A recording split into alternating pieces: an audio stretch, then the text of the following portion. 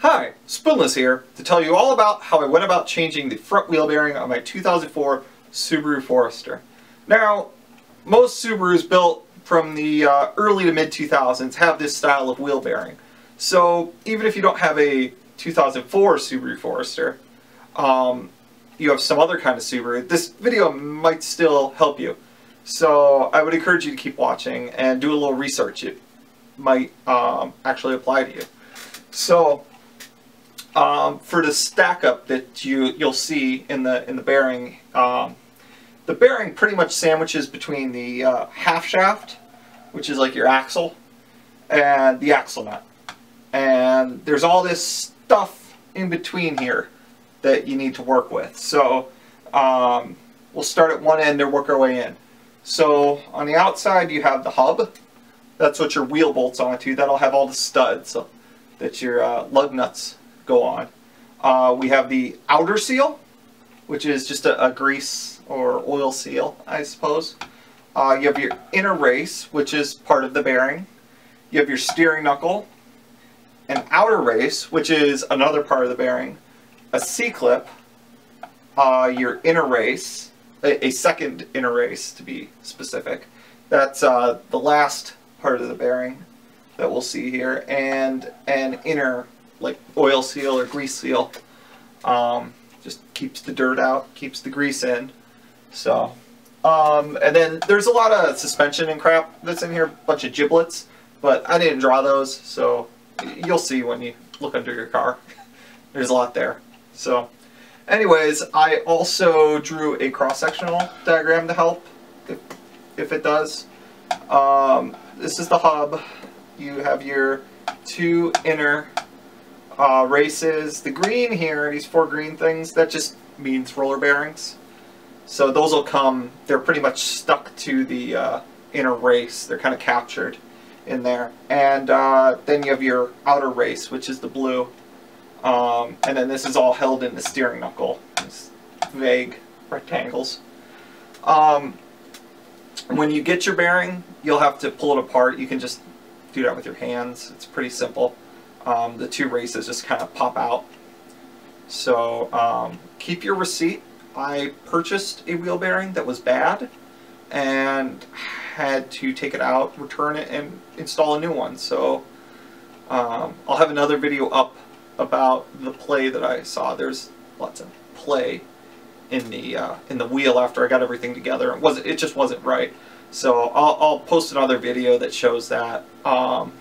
Anyways, without further ado, here's how I did it. Start by taking the wheel off.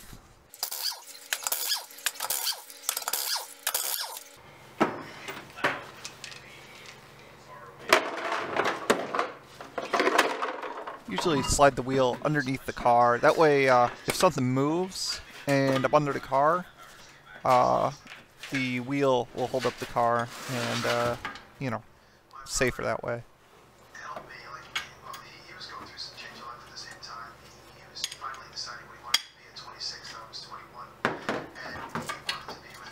So here I'm just removing the brakes.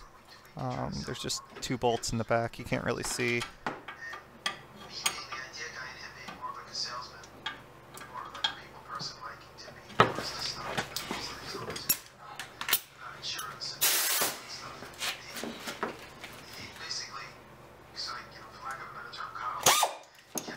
I use an air ratchet just because it's a pain in the ass working in there. This is winter here in Michigan too, so it's pretty cold out. My garage isn't insulated, and all I've got are a couple space heaters to keep me warm.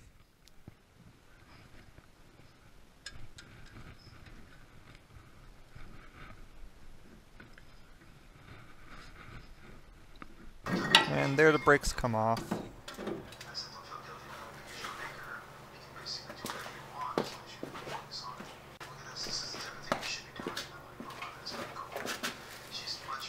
So I use these zip ties, just regular zip ties, to hang the calipers up out of the way. keeps it from hanging on the brake line, which is actually really bad. You don't want to ever put any weight on the brake line. Could tear it, could do a lot of things. It's better just to hang it up.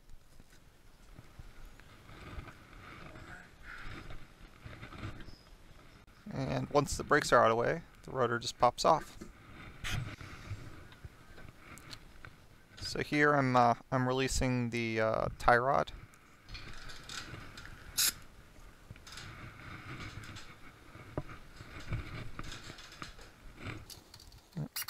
Going with the air ratchet.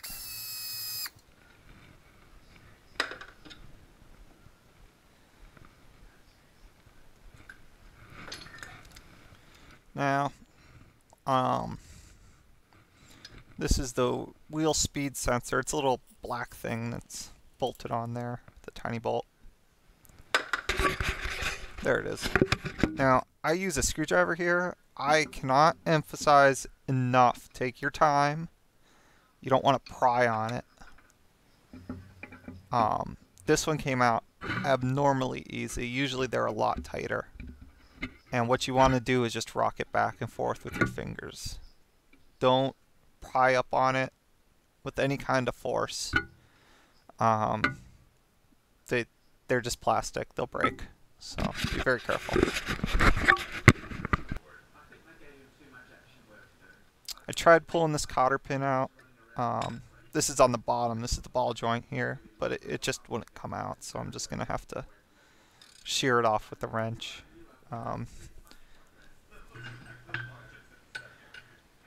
Yeah, cheater bar always helps.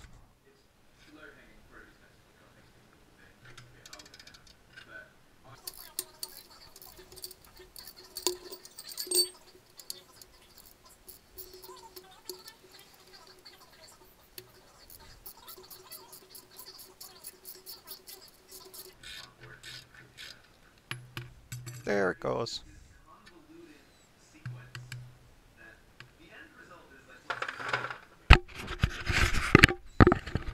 I had a little fun with the transitions, if you haven't noticed.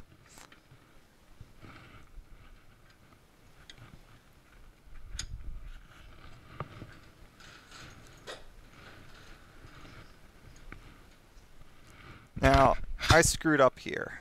I should have marked this bolt before I started. This is the top bolt connecting the steering knuckle to the strut. It's oblonged on the inside, and it adjusts the camber of your vehicle. So, yeah, I have no idea what the proper camber should have been, so I have to take my car to go get a front end alignment.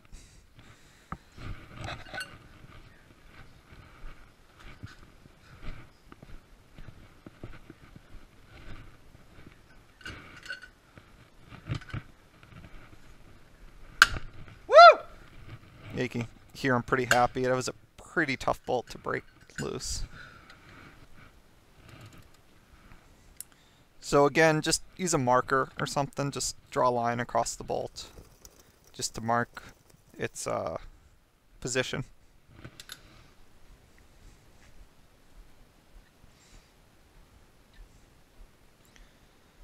Now on the other side, this was extremely difficult. I tried to remove the half shaft just with a hammer. Most people say you can just tap on it or hit it with an air chisel. The other side just didn't budge at all. So I went out and bought this 3-ton gear puller. Turns out I didn't need it on this side. The half shaft was already pretty loose.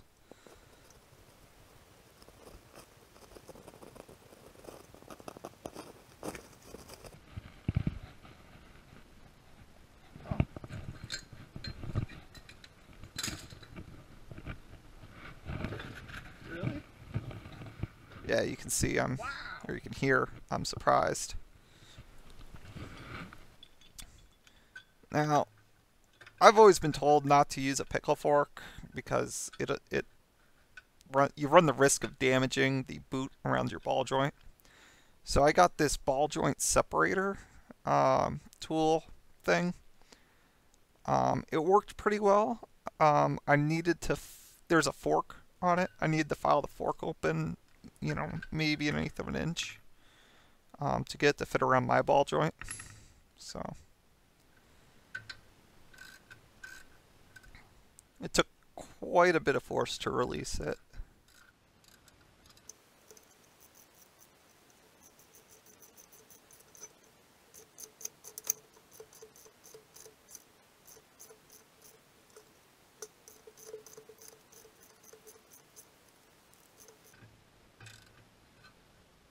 Here we go. Oh! Surprised me. I'm just tapping very lightly on these just to inch them through. You should never hit the end of a fastener with a hammer. It's really bad for it, but I'm being real ginger with it, so worked out.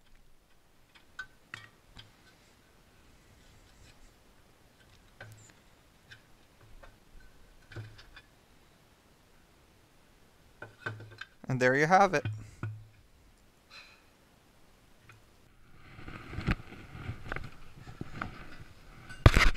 Now that splash shield that's on there right now that protects the rotor, that had some stripped bolts I had a real hard time removing, but I didn't get any of that on camera, so in the next shot it's going to be missing. Sorry.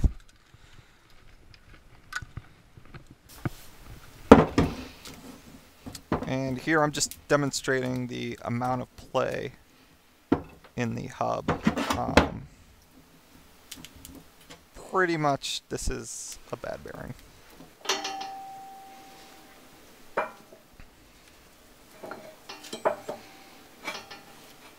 So the first step is to press the hub out. And that's what I'm doing here.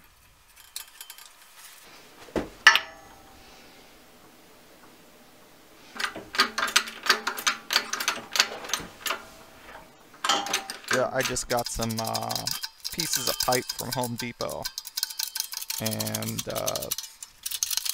they work pretty well for pressing things. So there you can see one of the inner races is pressed onto the hub.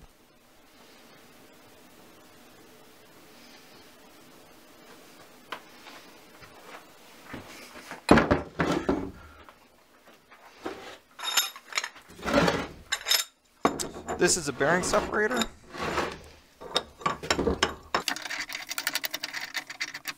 Unless you're really handy and have a lot of scrap steel around, I'd say just get one of these. I tried welding up a makeshift one with angle iron, and that didn't work at all. So they're cheap too. They're only like, I think I paid like 30 bucks for it. So not a huge investment.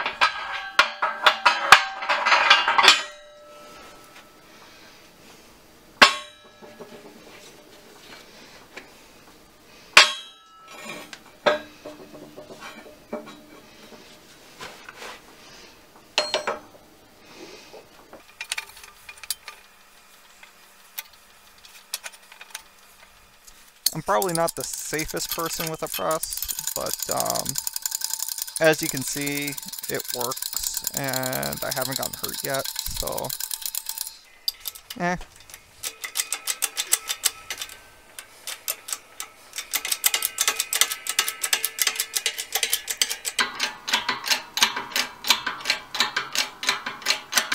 This press was actually a Christmas gift from my parents when they heard that I needed to change my wheel bearings and was going to be purchasing a press. They surprised me with it the weekend before I started work. So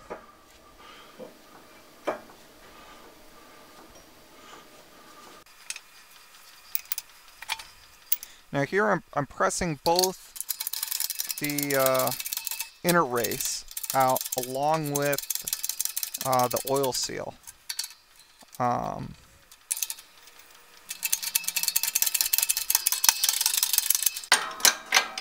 if you're planning to reuse your seal, which typically you don't, this will damage the seal, so I didn't do this when I had to change the bearing a second time, when I realized it was defective. So here I'm removing the C-clip. Again, it's worthwhile to just get a nice set of C-clip pliers, and of course they go flying. There it is.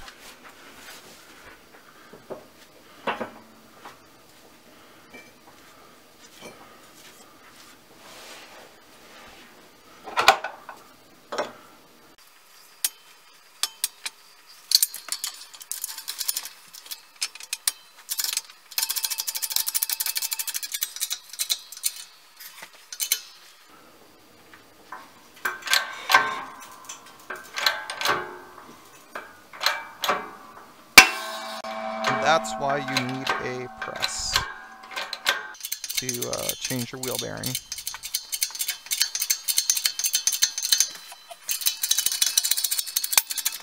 I didn't realize I hit the end of travel on the press, so I figured it out eventually though. Oh.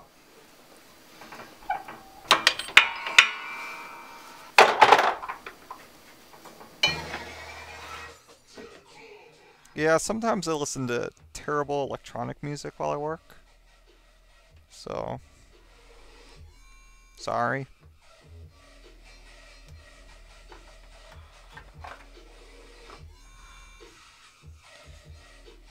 So when you get your bearing, it'll come with one of these weird little plastic sleeve things. They work really well at lining up your whatever you're using to push the bearing on with, so it doesn't like mar up the side of the hub or the spindle, I guess.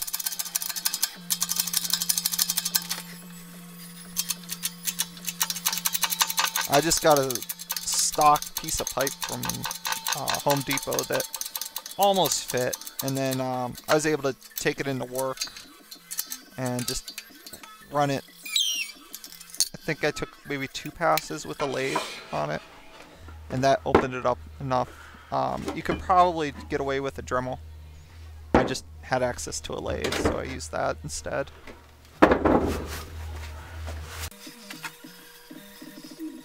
It's a good idea to just grease up everything a little bit before you go and try to press, well, anything that's press fit, it's a good idea to grease it up a little bit. I've seen people also put the outer race in the refrigerator or the freezer overnight to shrink it. That apparently helps too. My press was plenty strong enough, so I didn't really worry about it too much. I didn't show it on camera, but you want to make sure that that goes in even. I used a set of calipers before I started pressing the outer race in. Here I'm realizing that my tool got stuck in the hub. Don't know if that's a common problem or not. It certainly happened to me on one side. Didn't happen on the other side for whatever reason. There we go.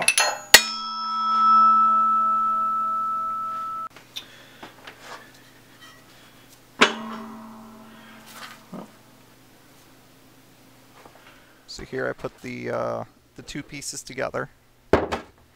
And you want to be careful because the seal is kind of just floating down on the bottom.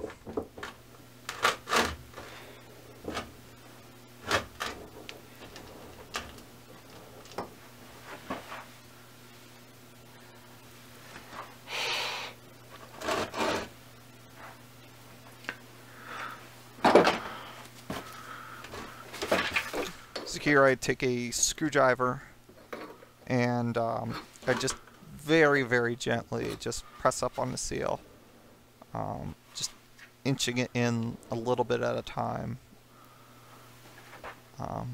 Eventually it just slides in, no problem. Here comes the grease. I don't have a grease packer, I guess. I don't have one of those devices for packing grease into bearings.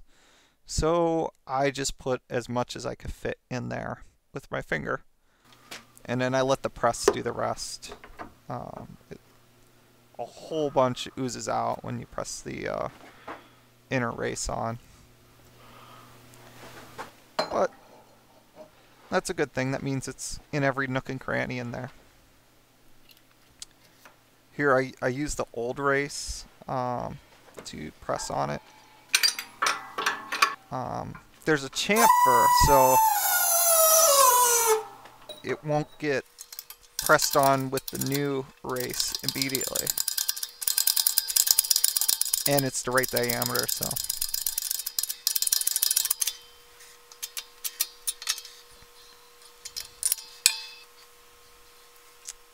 Work to get started.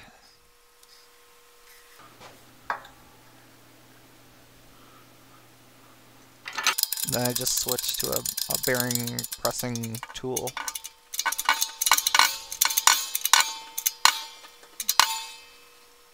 And then I just carefully keep wiggling it, checking for play.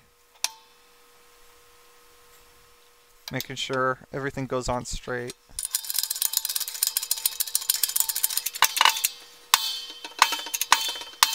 You should feel the play just disappear all at once at some point. It'll be jiggly, jiggly, jiggly, and then nothing. And you'll want to stop at that point. You don't want to stress the bearings by pressing it too tight.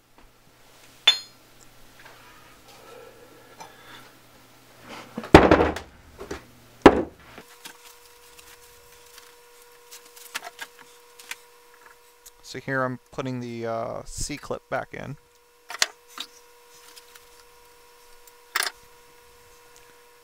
Checking, making sure everything's tight.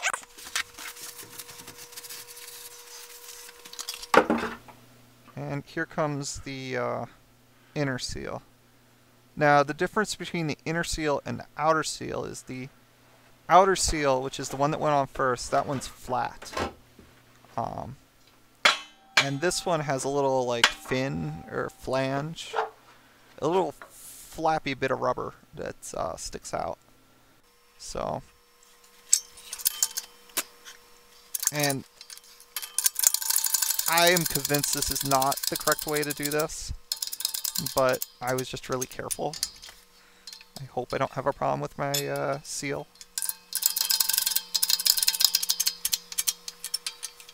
But that's how I got the seal seated, was just using the press very, very gingerly.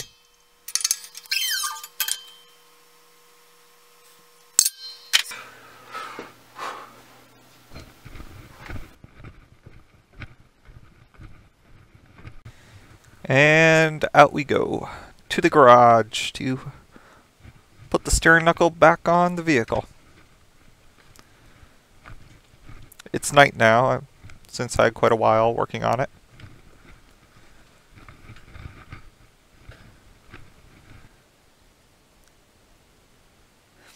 So remember how I sheared that cotter pin off because it was stuck? Well, turns out it's really stuck, so I had to drill out the cotter pin. Luckily it's pretty soft, so the drill bit followed the hole pretty well. Wasn't too hard. It did narf up the threads a little bit, so I had to chase the threads with a nut.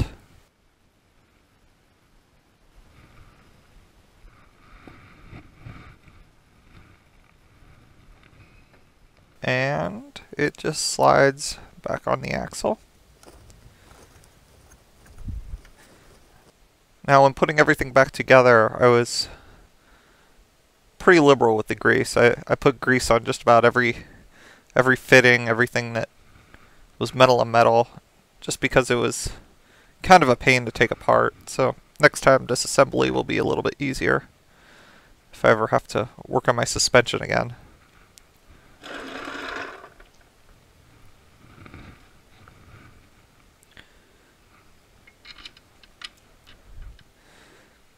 Now, I don't really know what orientation the camber bolt there is supposed to be in, so I just kind of guessed, and I'm gonna try not to drive the car much until I get the alignment taken care of.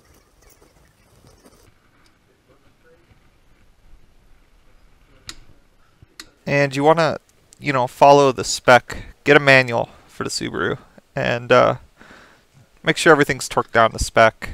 Just about every fastener has a torque spec, and you want to follow that. You just put the brakes on and the wheel, and you're done. And that's pretty much it. So, as you can see, it requires some special tools, and it's going to take a bit more than just a weekend to do.